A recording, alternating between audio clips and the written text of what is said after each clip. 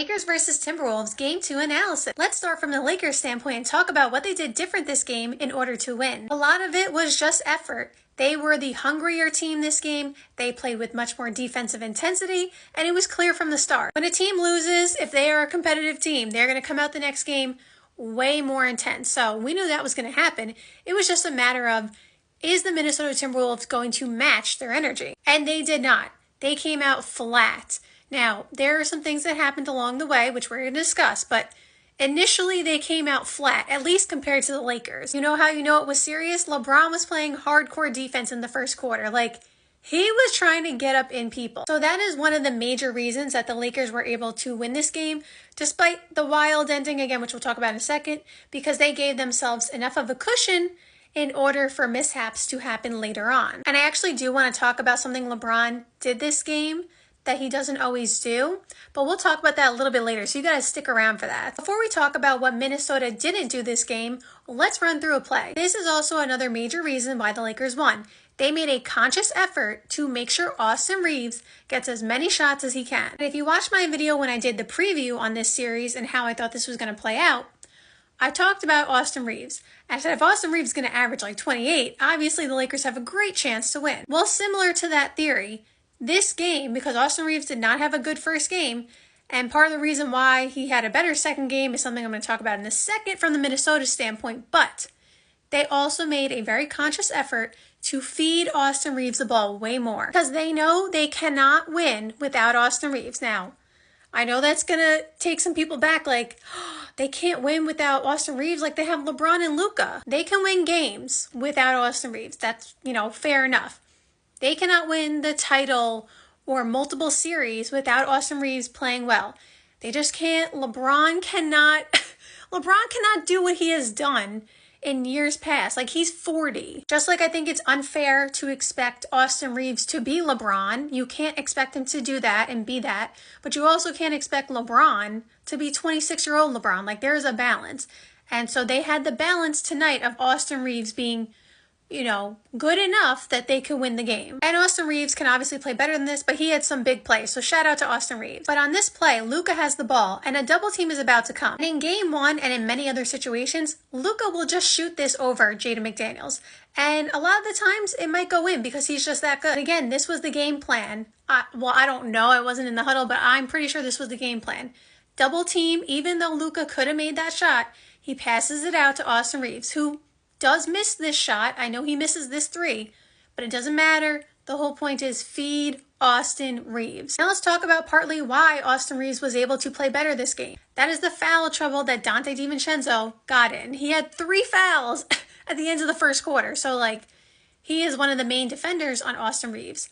And Donte DiVincenzo is a very tough defender. And it's hard to stop anybody at all in the NBA, obviously, because everyone's really talented, but he did a great job on him in game one. And so the same way any player's main defender, if they get in foul trouble, it's going to make them much easier to go off.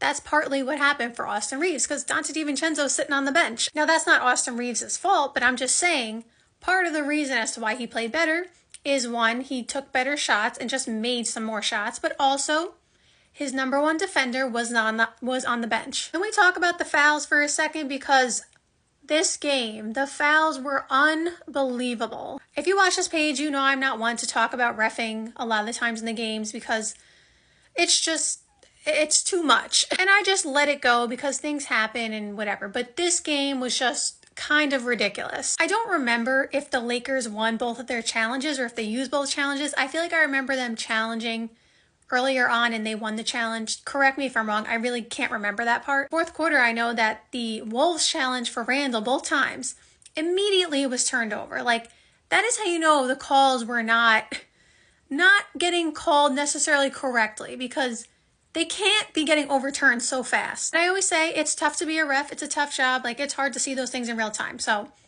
I'm not one to say that the refs it's hard. If you're out there in real time, you have to make these calls. It's not easy. But the reffing in this game, especially in the first and second quarter, was just unbelievable. Especially the second quarter. For both sides, but I will say more for Minnesota, it was unfair. Now, I know some Laker fans going to come in here and say, but the Minnesota Timberwolves technically had more free throws. And while that may be true, because I know at the end of the third quarter, the Timberwolves had like 20 free throws to like the Lakers 17. It's not about the amount of free throws. It's time and score, who it's on, when it happened, what kind of play. Like, if the Timberwolves are going on a run and then all of a sudden Dante DiVincenzo, that's not what happened, but I'm saying, if the Timberwolves go on a run and they're about to take the lead, again, this is not what happened, but Dante DiVincenzo picks up his fourth foul and he's the one guarding Austin Reeves.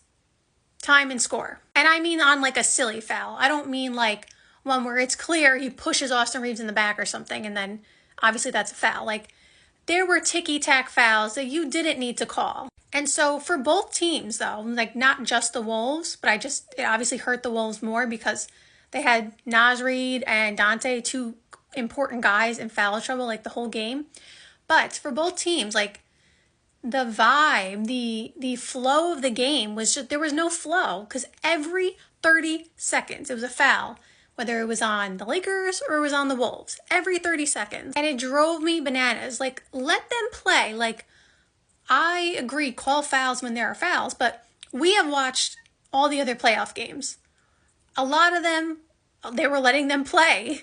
They were not calling a foul every 30 seconds. Nobody could get into a flow because the flow was completely disrupted. It was crazy. Again, not trying to completely criticize the refs. The players complain a lot too. I get it. It's three sides to every story, right? But the reffing in the second quarter really was just crazy. But the Wolves also did other things wrong. Like, Dante being in foul trouble hurt them a lot, for sure, because Austin Reeves got a lot more easier looks. But that is not the only reason or the main reason they lost this game. It's not. They were getting out hustled. The Lakers were literally beating them at their own game. What they did to the Lakers in game one, the Lakers did to them this game. And again, we know that the team that loses is going to come out more intense. But you can't get comfortable. This is the playoffs. You got to play with the same intensity every game. And I feel like it was just so apparent in the first quarter. And you can't say like the Lakers were shooting lights out and it was just like a fluke and it's just like, oh, we couldn't do anything about it. The Lakers went like 6 for 30 from three or something. Now the Wolves didn't shoot any better from three either. Let me be clear. But it's not that the Lakers were just offensively 9 of 12 from three. That is not what happened. So like the Wolves can't say we lost because the Lakers just had an anomaly game from three. That's not what happened. And then the last thing I want to say is the LeBron James thing. LeBron James did something in this game that he does not always do at, the later or latter part of his career. And that is be a scorer more so and more aggressive in the first quarter. I'm sure other people know this and have noticed this, but in case you haven't, LeBron James, at this point in his career, the last, I'll say, since he went to the Lakers, maybe even post 2020 championship, like this later stage in his career, he will coast in the first quarter. And I don't mean the same way he used to coast because he was just that good that he didn't have to exert all his energy. I mean coasting purposely because he knows he needs the energy in the fourth quarter. That's why, in my opinion, LeBron had like 0 points in the first quarter in game one. He let Luka just do his thing because LeBron is smart and he knew and he knows that at 40 years old, if he tries to do what he always does in the first, back in the day, he always does, he is not going to have it in the fourth quarter. LeBron is very smart. So LeBron knew after watching the first game, he couldn't do that again because then they wouldn't be able to beat the Timberwolves. So he was super aggressive. And what happened in the fourth quarter? His shots were short because he was running out of energy. But the Lakers had a big enough lead to overcome that. Like I said, LeBron is smart. He knew against this Timberwolves team, he couldn't coast in the first quarter. He just couldn't. And yes, these are my assumptions. I don't know LeBron personally. But I've watched enough LeBron to know that is what he was doing. And it was smart because it worked out. I don't know what he's going to do game three, but we will see.